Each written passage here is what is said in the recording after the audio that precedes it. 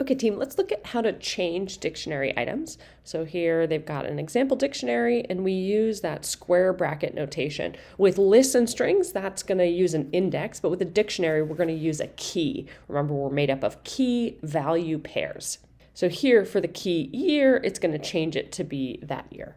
I'll use a different example. So here is my dictionary. Run that code. Nice, I have an error. Oh, that's so funny. I accidentally used equal signs when I really want to use a colon. Kind of logically what it's doing is it is associating Apple with that value after it. But as a reminder, with dictionaries, we use those curly braces, and then we've got a key, a colon, and then a value.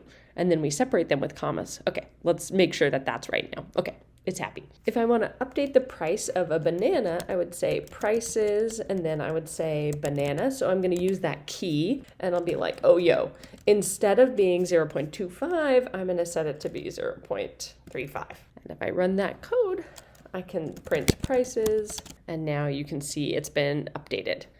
Let me run this code again. Okay, so now I've set it back, and I actually could look up its prices. I want to just add 10 cents to it. So I can say prices of banana.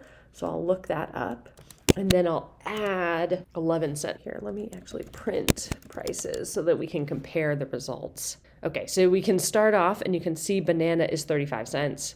Now what I'm going to do is, remember, we're always setting the thing on the left-hand side of the equals. We look up the value of this. So I use the key banana to figure out that the value associated with it is 0.25, and then I'm going to add 0.11 to it. So I'll run that code, and then I'll print prices. And you can see now it's 0.36. So we can think about this similarly to, like, if we had x equals 3 and then we say x equals x plus 4 or something like that.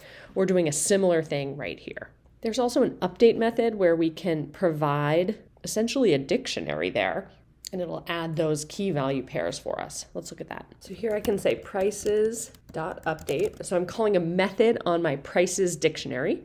And then I'm going to give it parentheses because I'm calling a method. And then inside of here, I want to give it a dictionary. So I'm going to use those curly braces. And then I will say an egg, and its value is 30 cents. I'll give us a print. Okay, and so you can see it's added egg. And I could have put additional things. Let me reset it. Put another item in here. Maybe a fig. And a fig. Sometimes they're really expensive. So I'll say they're $2. Okay, and so it took everything in that dictionary and added it using that update method. Something I want to be more familiar now is I've got something like a dictionary, I have a dot, and then I'm calling a method on it. I put parentheses, and then I pass in the argument.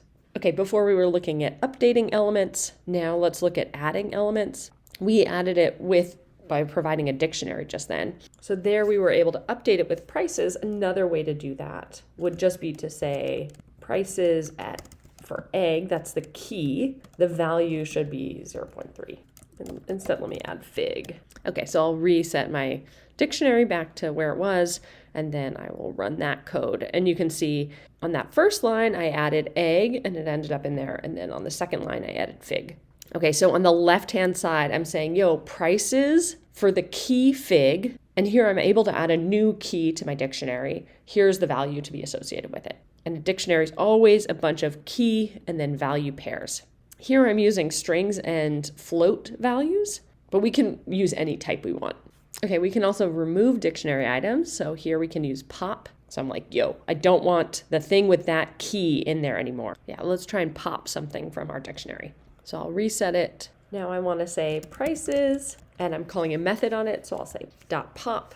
I put parentheses to be able to pass my argument to that method, and then maybe I'll remove banana from it.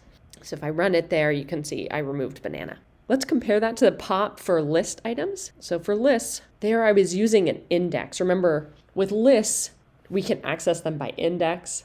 That's not the case for a dictionary.